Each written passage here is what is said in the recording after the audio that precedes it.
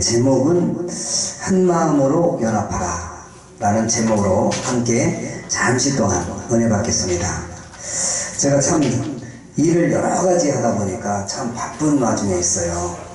근데 오늘도 굉장히 바쁜데 시간을 내서 이렇게 하나님이 일이니까 시간을 내서 모든 걸 제쳐놓고 달려왔습니다. 그래도 이렇게 많이 뵐 수 있어서 너무너무 감사드립니다. 근데 이렇게 교회 일을 하다 보면, 또한 주님의 일을 하다 보면, 또 사역을 가다 보면, 또 이런 일 저런 일들이 많이 생기죠. 꼭 필요하고 꼭 와야 할 사람들이 자리에 안 보였을 때 참 실망감을 많이 느끼죠. 오늘 고린도 교회, 고린도전서 1장을 말씀을 이렇게 간단하게 이렇게 보면 사실과 배경에 대한 말씀들을 잠시 증거하다 보면, 고린도 교회는 사도 바울이 2차 전도 여행 때 중에 세운 교회라고 얘기합니다. 이 교회는 다른 여러 지역 교회들에 비해 가장 많은 문제를 안고 있었어요. 그 문제가 뭐냐면 분쟁이에요. 분쟁. 성도들 간의 분쟁.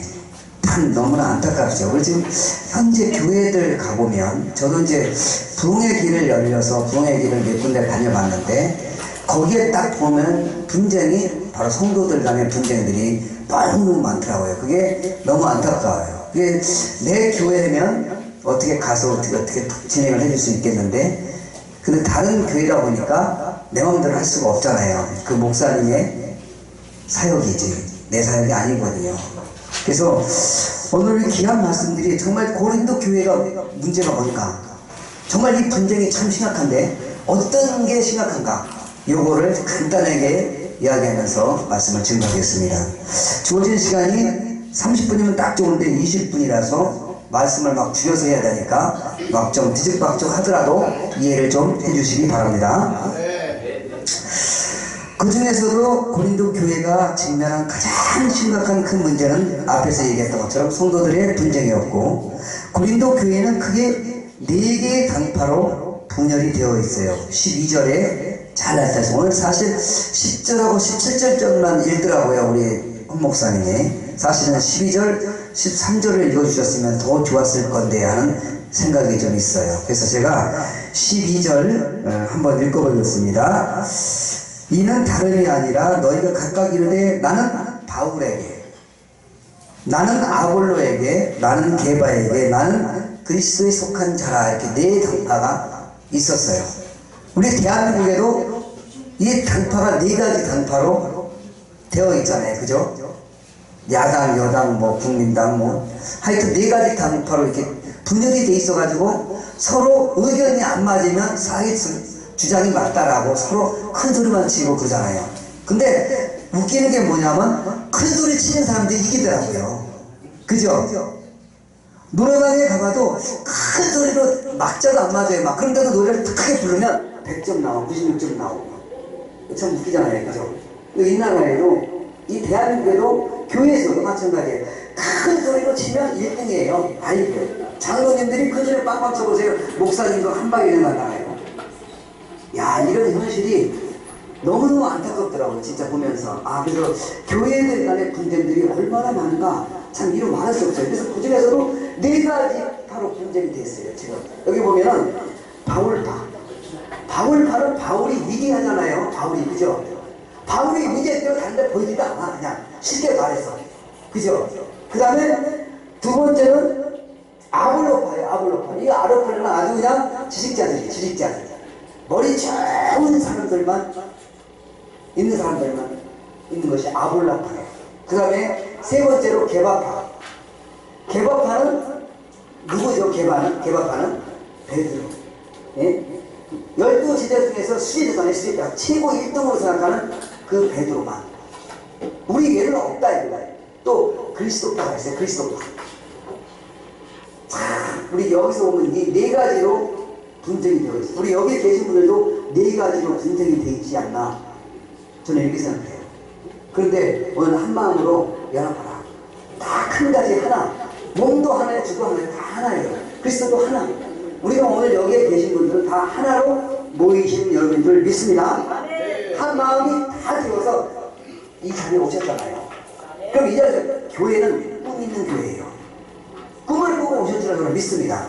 이 중에 단 한마디의 말씀만 듣고 가도 여러분 꿈을 꾸고 가시는 겁니다. 믿습니까? 네. 그래서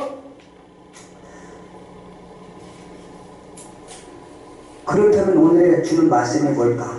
그렇다면 오늘 주는 말씀이 뭘까? 바울의 본문에서 고린도 교회의 일치와 연합을 위해 호소한 메시지의 내용은 무엇이며 우리에게 주는 어떤 의미를 가지고 주는 말씀인가? 한번 세 가지로 간단하게 요약을 하겠습니다. 첫째, 바울은 고린도 교회를 향해 그리스도께서 어찌 나뉘었느라고 13절에 반문하고 있습니다. 고린도 교회인들을 위해 고초를 정하시고 십자가를 지심으로 구속 역사를 이루신 예수 그리스도의 한 분이라는 의미를 한 분이라는 의미. 근데 이건 다 떠나갔어요. 다 떠나가고 서로 자기가 잘났다고 큰 소리만 치는 사람들이 많잖아요. 저 여기에 있으면서 저는 이제 우리 장혜영 목사님을 적극적으로 뒤에서 저는 후원하고 지원을 해줍니다. 그런데 제가 좀 눈볼 이런 한 몇 번의 찬스가 있었어요. 몇 번에. 이 강단은요 아무나 쓰는 게 아니에요. 이 강상에서는 정말 인격자가 되시는 분들만 서 있는 분들이 강상인 거예요. 믿습니까? 자기가 할 말이 있고 자기가 싫어하는 말이 있고 선을 넘어야 할 말해야 할 그런 말들이 있는 거예요. 강상은 함부로 하나님 말씀만 지르다는 것이 강상인 거예요. 믿습니까? 기분 나쁘고 여기서 그냥 말을 툭 돌아서 가버리면 그거 참 안타까운 거예요. 난 그런 거를 여기 와서 3번을 봤어요. 그래서 뒤에서 보면서 참 안타깝다. 성경 한 절만 더 봤으면 하는 그런 생각이 좀 들더라고요. 그랬으면 하나님께서 예수님께서 말씀을 증거하면서 절대 삐지고 싫다고 픽 돌아서 가는 그런 예수님 보셨어요? 예수님은요 평등하세요. 장애인에도 평등하시고 아보고 눈 보지 못하는 평등하시고 그분들을 위해서 위로해주고 오히려 고쳐진 분이 그 예수님이세요. 나는 그분을 믿어요. 그분을 믿는다면 왜 하나가 안 되는 거예요? 하나 다 됩니다. 믿습니까?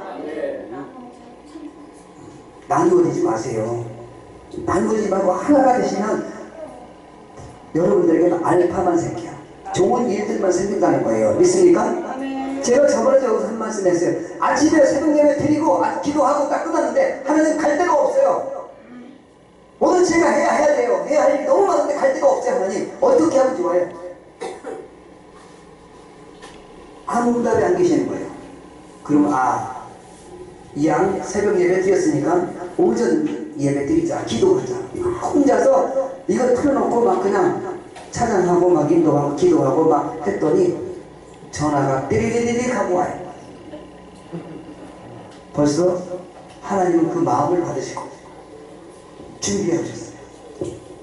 다 그걸 딱 보면서 눈물이 그냥 자라락 흘러내리더라고. 정말로 제가 이 주님의 사역 진짜 재밌다. 할만하다.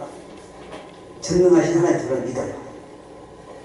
벌써 준비해놓고 다 했는데 너는 왜 이렇게 안절부절하고 막 그러냐. 이거 기도하고 찾으시면 하나님께서 분명히 그 길을 열어주신다는 사실을 믿으시기를 주님의 이름으로 간절히 축원드립니다. 여기에서 오늘 보면서 4개 파로 나뉘어져가지고 바울이 얼마나 안타까웠는지 몰라. 고린도 교회가 어떤 교회예요? 고린도 교회가 여러분이 보면 담고 있는 교회가 어떤 교회예요? 지금 어떤 교회? 예? 그 교회가 정말 말씀으로 무장하는 교회인가? 기도로 무장하는 교회인가? 한번 생각을 해보세요. 찬양이 있는 교회인가? 한번 생각을 해보세요. 저도 얼마 전까지 저도 사당동 모습하다 보니까 저는 춤추는 걸 굉장히 싫어했어요. 모시하는 거 굉장히 싫어했어요. 그런데 그게 아니고 성경에 있는 말씀을 왜 나만 외면한가? 왜 나만 고신치기에서 고신에 딱 묶여있는 그런 말씀만 듣고만 계실까? 이런 생각을 해봤어요. 그런데 마음의 문을 확 열어보니까 너무 가슴이 평안히 있고 하는 일이 잘 되고 보험사에 감사한 이게 감사하더라고요. 그래서 열었습니다. 한 가지 조건이 하나님 제가 다 열었는데 강상에서만 올라와서 춤 안 추겠습니다. 그래서 제가 요렇게 해놨어요. 요 밑에서 다 하세요. 다 하세요. 하나님. 제가 이렇게 했어요. 그랬더니 제가 어느 날 우리 장 목사님이 우리 김성수 목사님, 초대보림 목사님 거기 계신 나도 존경합니다. 그분은. 근데 성남에 한번 초청해서 한번 갔어요. 가서 보니까는 강대상에서 막 이거 다 해고 그러시더라고요. 그래서 나는 깜짝 놀라가지고 그냥 돌아왔어요. 듣고 얘기도 못하고 듣고 갔어요. 근데 우리는 그러잖아요. 좋은 점만 보자. 좋은 것만 보자. 제 방식으로 좋은 것만 보자. 그리고 주님의 일을 하면 되지 않겠느냐. 그러다 보면 소문이 나서 좋은 소리로 들어오겠지 했어요. 그래서 저는 열심히 주님의 사역을 합니다. 그리스도께서 어찌 나뉘었느냐라고 이렇게 반문하잖아요. 예수님께서는 다 나뉘어주지 않았다는 안 이렇게 막 이파 저파를 나누라니까 하나로 모이라고 하나. 말씀 거 하나잖아요. 그죠? 말씀이 2개예요? 3개예요? 하나예요. 하나. 예? 하나로 다 이렇게 결정을 되어 있는데 그 결정들을 다 내버리고 다른 쪽으로만 좋은 쪽으로만 가려고 하는 사람들이 인간의 본성인 것 같아요. 예? 우리는 이 시간에 한마음이 되어서 한 교회로 모이시기를 주님의 이름으로 간절히 축원드리겠습니다. 그래서 이런 가르침의 의미 가운데서 2가지의 사실이 담겨져 있어요. 첫째, 교회의 머리는 예수 그리스도라는 사실. 믿습니까? 또한 바울도 아볼로도 또한 개바파도 고린도 교인들이 머리가 될 수가 없습니다. 왜냐하면 고린도 교인들은 교회의 머리 대신 예수 그리스도의 각 지체들이기 때문이라는 거예요. 믿습니까? 둘째, 구원의 주체자는 인간이 아니라 그리스도라는 사실이에요. 주체는 인간이 아니라 예수님이에요. 예수님.